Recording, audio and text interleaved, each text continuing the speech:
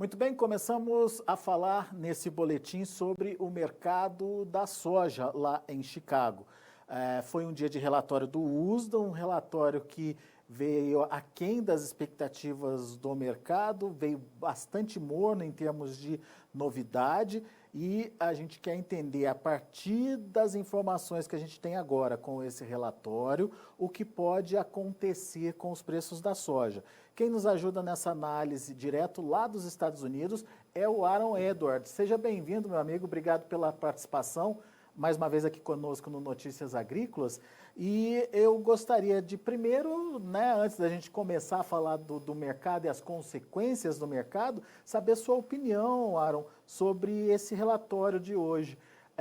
O mercado esperava mais do USDA, né? O USDA foi, dá para dizer, extremamente conservador hoje, Aaron. Sim, foi sim. O mercado esperava a oferta final, né, demanda e oferta, fosse mais apertado, que o estoque final fosse mais apertado. Não ia mudar, não ia ter alteração na produção nos Estados Unidos, que já terminou a safra, mas nas exportações, e foi um pouco aquém, né? O que o relatório do USDA trouxe foi um pouco mais tímido, conservador, como você bem falou. O mercado ele teve ganhos antes do relatório e negociou principalmente lateralmente, né? Depois do relatório fechou, digamos, foi sem sal, né? Fechou sem graça, né? O mercado aquietou. E é um mercado que vinha se preparando para esse relatório, porque parecia meio óbvio que o USDA mexesse nas exportações pelo ritmo que a gente viu das compras chinesas, né, Aaron? Mas o USDA decidiu deixar as exportações sem mexer, aliás, ficou igualzinha a do relatório passado, mexeu alguma coisinha ali no esmagamento, aumentando um pouquinho o esmagamento nos Estados Unidos e acabou reduzindo os estoques de 5,17 milhões de toneladas para 4,76 milhões de toneladas, enquanto tinha gente prevendo aí ou projetando aí que esse volume poderia trabalhar lá perto dos 4 milhões, né, Aaron? Isso acabou realmente ficando um pouquinho distante da expectativa do mercado. Mas agora, com essas informações na mão, o que vai acontecer com o Chicago e esse patamar de preço, ele se sustenta? Eu acho que nós estamos num patamar de preço muito diferente do que nós estávamos há poucos meses atrás, 2, 3, 4 meses atrás. Então, mesmo se a gente negociar para baixo, para cima, ficar numa faixa de negociação, essa faixa de negociação está em outro patamar de preço em função dos estoques apertados.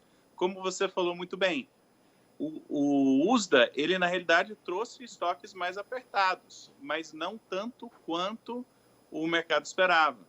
Então, o cenário de estoques apertados de soja, tanto nos Estados Unidos quanto no mundo, continua. E a safra brasileira está longe de estar garantida. Então, assim, esse cenário não mudou. Então, o nível de preços que nós estamos negociando, ele, do ponto de vista fundamentalista, não mudou. Inclusive, tem espaço para ter ganhos maiores em Chicago. Mas, dito isso, pode falar. Pois é, eu ia justamente tocar no assunto técnico da movimentação aí em Chicago, porque a partir desse momento que você estabelece já como vai ser o ano para a soja, o USDA trouxe isso, essa informação para o mercado, você meio que tira aquele apetite dos fundos que vinham lutando para manter aí a soja num nível mais alto. Qual o impacto disso e isso pode acelerar um movimento de queda nas cotações? Com certeza. Eu acho que o fator baixista, assim, de mais peso hoje, não é uma questão de fundamentalista, é a possibilidade de liquidação dos fundos que estão com uma posição comprada na soja enorme, historicamente quase sem precedentes, né? É muito raro que eles segurem uma posição comprada tão grande e até mesmo por tanto tempo. Então, na chegada do fim do ano, dependendo da estrutura de cada um desses fundos, é normal que tenha uma realização de lucros. Compraram, subiu, venderam para realizar lucros antes do fim do ano. Isso é normal e eu diria que hoje esse é o fator baixista de maior peso. Eles estão aproveitando oportunidades para sair do mercado e realizar lucros. E eu acho que é isso que nós vimos hoje.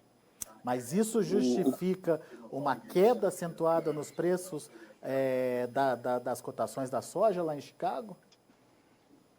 Com certeza, os fundos liquidando suas posições, nós podemos ter quedas incríveis, né? Os fundos são quem consegue movimentar o mercado de uma forma grande e rápida.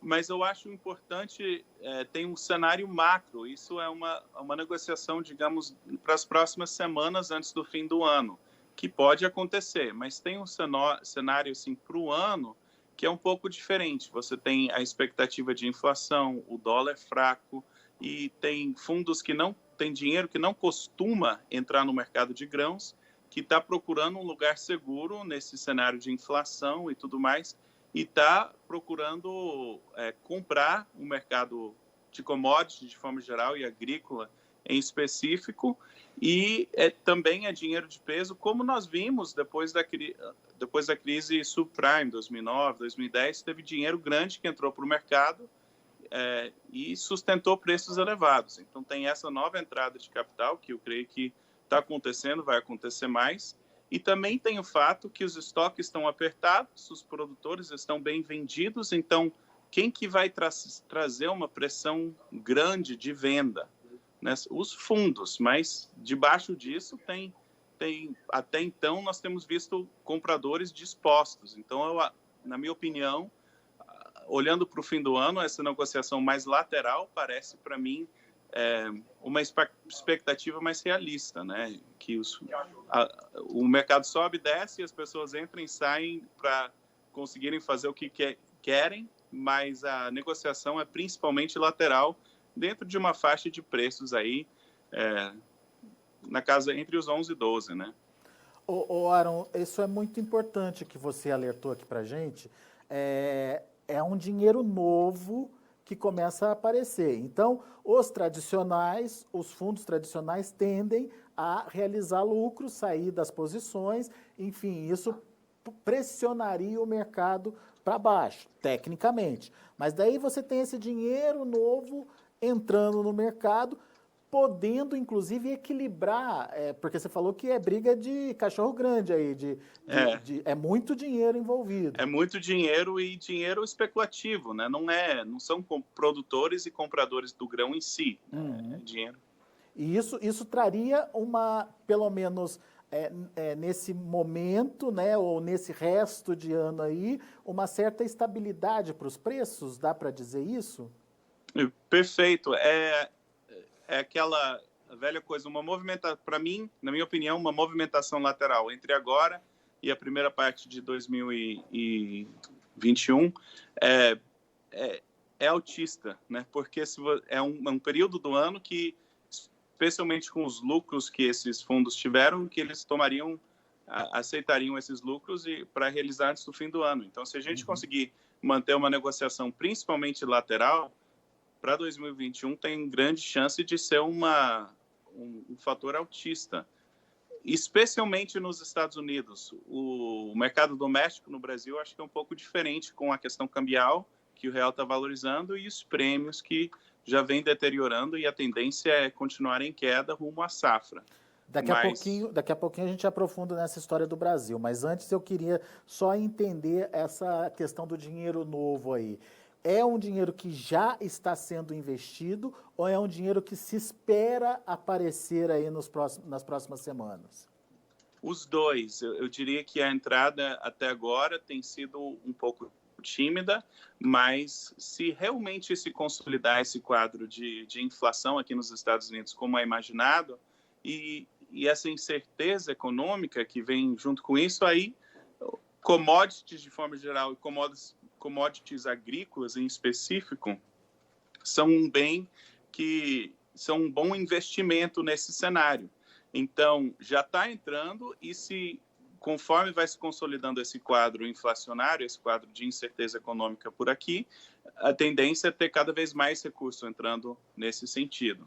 Perfeito. Então, a gente já entendeu o que pode acontecer até o final do ano, e você já adiantou para a gente que a gente pode começar o ano ainda num patamar diferenciado de preço da soja, e isso pode beneficiar os preços, principalmente para o produtor americano. Qual é, na sua visão, o comportamento, qual vai ser, né, o comportamento do produtor americano?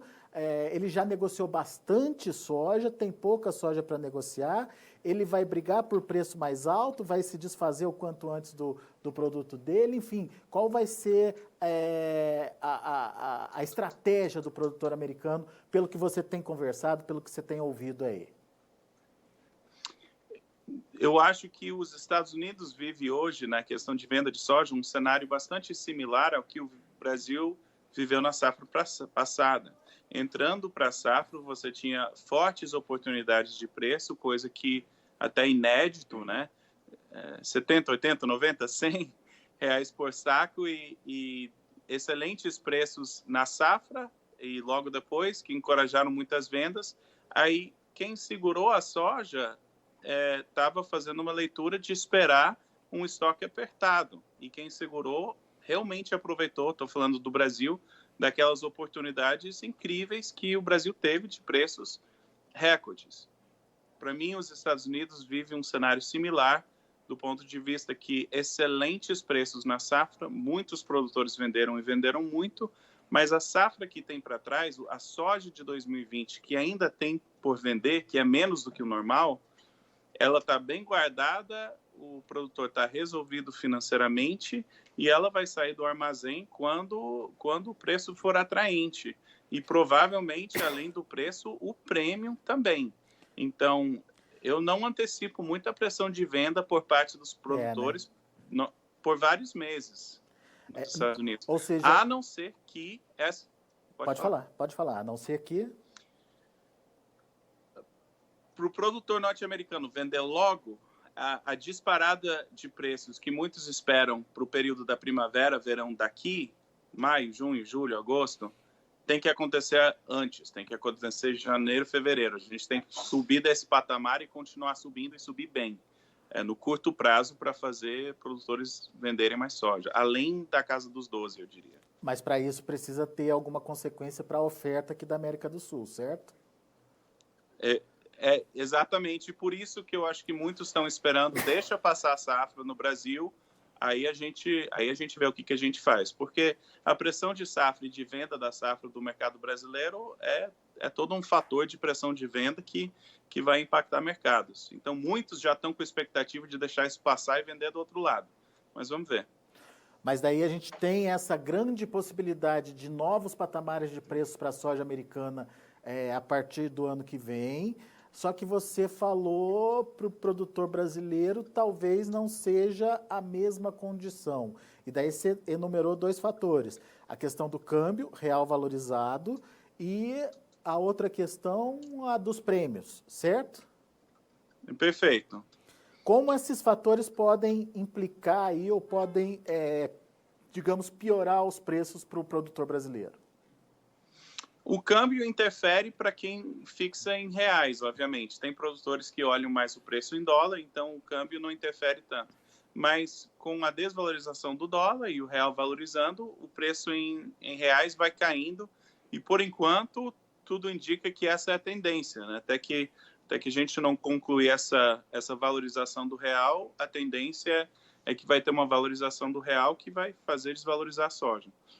A questão dos prêmios é o comportamento normal do mercado, né? O mercado está ficando saciado de soja e a safra não está longe, então, assim que os compradores acham que eles conseguem chegar na próxima safra, aí não tem incentivo nenhum para oferecer um prêmio maior. Então, a tendência entre agora e a safra brasileira é que o prêmio vai deslizar rumo a patamares bem baixos. A principal palavra de cautela que eu diria para os produtores é para não, no Brasil, no caso, não entrar em pânico, né? Esses são comportamentos muito naturais do mercado, essa desvalorização do prêmio, a valorização do real é algo, o câmbio tem que ser administrado, mas dá para administrar. Então, assim, não entrar em pânico, né? Se tem saída para não vender na safra, ou se vender na safra, se permitir a ter chance de uma valorização do outro lado, procure essas ferramentas, né? Procure essas alternativas. E você acha que esses dois fatores, câmbio e prêmio, vão ser mais intensos no sentido de derrubar o preço da soja do que uma alta em Chicago? Porque esse é o outro tripé, né? A alta em Chicago não compensaria essa queda de prêmio e câmbio? São os três fatores que interferem em preço, né? Então, pessoalmente, eu acho que nós estamos num ponto em que altas no mercado de Chicago vai ser difícil subir o preço, justamente por causa do fator cambial. Assim que começa a ter perspectiva de mais soja disponível, um ganho em Chicago muitas vezes causa uma queda mais rápida no prêmio. Então, eu acho que vai ser difícil a combinação de prêmio e câmbio superar ou Chicago superar esses outros dois fatores. Eu acho que vai ser difícil entre agora e a safra brasileira. Nós temos novos patamares de altas em reais por saca no Brasil.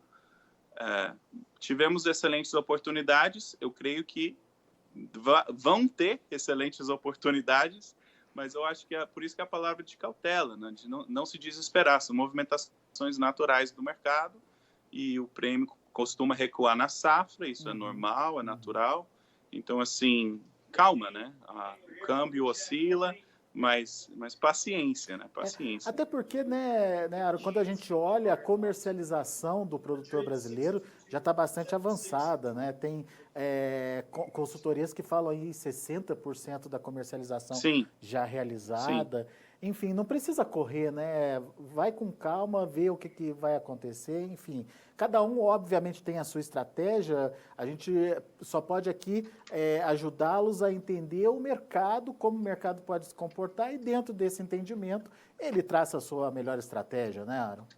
Sim, exatamente. É acertar com precisão as oportunidades que o mercado dá. Né? Quando o mercado está aquecido, tem oportunidade de vender, muitas vezes parece tudo altista, aí você tem que entrar e falar, olha, vamos vender um pouquinho, né? Aí dá uma recuada, paciência, o mercado vai dar outras oportunidades, é saber aproveitar com precisão essas oportunidades de mercado. Né? E daí vem o plantio na safra nos Estados Unidos, que é outro fator de tensão do mercado, de oportunidade no mercado. Enfim, sempre aparecem as oportunidades, o produtor tem que estar preparado para elas e, como você bem disse, operar nas oportunidades da melhor forma possível. Perfeito.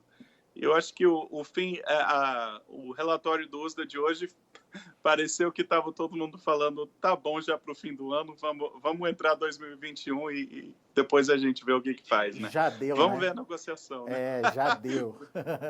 Muito Parece bom. que essa foi a atitude, né? Vamos ver, né? Ainda tem muita sessão em dezembro, mas parecia bem pacato, né, a negociação. Muito bom. Aaron, meu caro, muito obrigado, viu, pela sua participação mais uma vez com a gente. Volte sempre. Obrigado, um abraço. Grande abraço.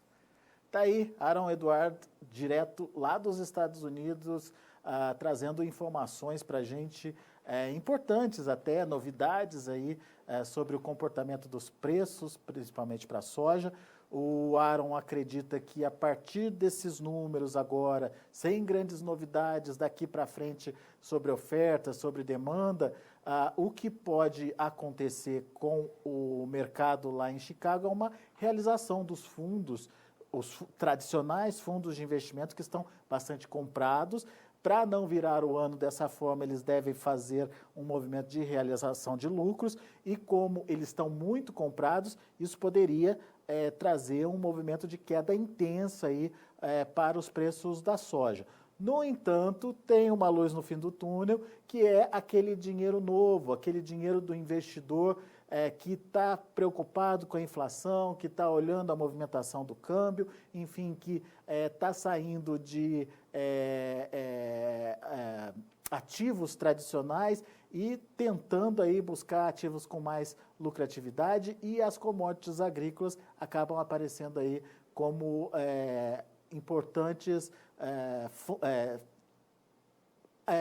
ativos mesmo, né, para esse investimento. Então, A ideia é que essa queda provocada pelos fundos tradicionais de investimento seja compensada com uma entrada, um movimento de compra desse dinheiro novo que chega no mercado. E, portanto, segundo o Aaron, esse balanço aí, esse equilíbrio aí entre entrada e saída deve manter a soja ainda nesse patamar entre 11 até 12 dólares, é o intervalo de negociação que o Aaron disse que a gente pode ver até o final do ano. Vamos ficar ligados nessas novidades. Daí ano que vem é outra história, tudo começa de novo e daí o estoque final lá nos Estados Unidos, que apesar de não ser o que o mercado esperava, ainda assim é muito pequeno. Isso muda tudo de novo, a movimentação e a negociação, e a depender do que vem aqui na América do Sul em termos de oferta, isso pode ganhar um peso bastante importante e fazer uma movimentação positiva para a soja já no início do ano que vem lá em Chicago. Vamos ficar de olho então nessas informações. Muito legal a entrevista do Aaron e eu passo para vocês os números da soja, o fechamento da soja nesta quinta-feira lá em Chicago, um dia negativo. Começou bem positivo, teve momentos de altas de até 2 dígitos aí nos principais vencimentos, mas acabou encerrando dessa forma que você vê na tela. Janeiro, 11 dólares e 54 centes por bushel, caindo 4 pontos mais 25. Março, 11 dólares e 60 centes por bushel, queda de 3 pontos mais 25. A mesma queda para julho, que fechou a 11,59. Agosto, 11 dólares e 38 centes por bushel, recuando 3 pontos. Vamos ver o milho. Milho também no vermelho. Dezembro, 4 dólares e 20 centes por bushel, queda de 1,5 ponto. Para março, 4,22, também caindo 1,5 ponto. Maio, 4,25, queda de 1,25, a mesma queda para julho, que fechou a 4 dólares e 26 centes por bushel. E para finalizar o trigo positivo, dezembro subindo 15,5 pontos a 5 dólares e 92 centes por bushel, março 5,98, alta de 15 pontos, o maio 5,98 também, subindo 13 pontos mais 75, e o julho 5 dólares e 96 centes por bushel, uma alta de 12 pontos mais 25. São os números de hoje, já de fechamento do mercado lá na Bolsa de Chicago. A gente fica por aqui. Na sequência, a gente vai discutir um tema bastante importante, principalmente para o agronegócio paulista, mas que abre precedente aí também para cobranças futuras, tributos futuros sobre o agro em outros estados. Continue com a gente.